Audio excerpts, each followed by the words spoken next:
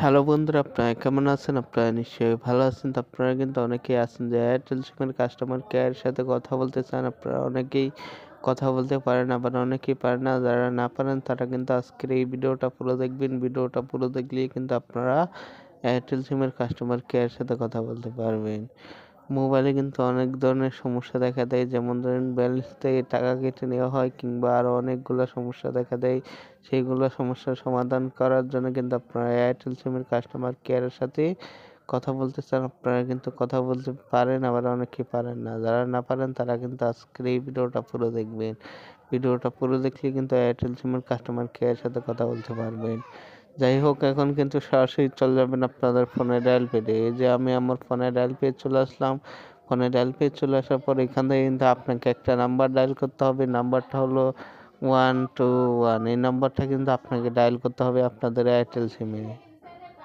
এখন কিন্তু আমার এয়ারটেল সিমে আমি এই নাম্বারটা ডায়াল করে দেবো। এই যে আমি আমার এয়ারটেল সিমের নাম্বারটা ডায়াল করে দিলাম।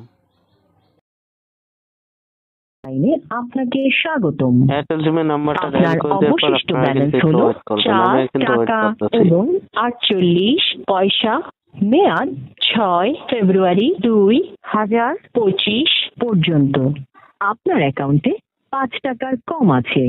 2 টাকা 78 পয়সা চার্জে এমার্জেন্সি লোন নিতে 1 চাপুন, অথবা মেইন মেনুতে যেতে 2 চাপুন।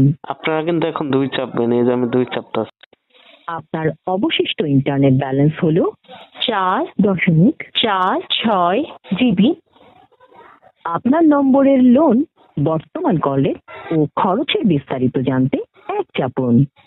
ইন্টারনেট, মিনিট ও SMS বান্ডেল অফার সম্পর্কে জানতে ও কিনতে 2 চাপুন। গান, missed call alert, Airtel care অফিসের ঠিকানা এবং অন্যান্য সার্ভিস সম্পর্কে জানতে 3 চাপুন।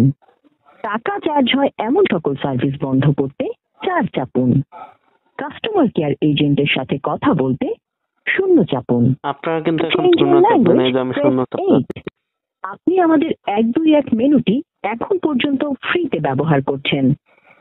70 পয়সা প্রতি মিনিট রেটে এজেন্টের সাথে কথা বলতে 1 চেপে নিশ্চিত করুন।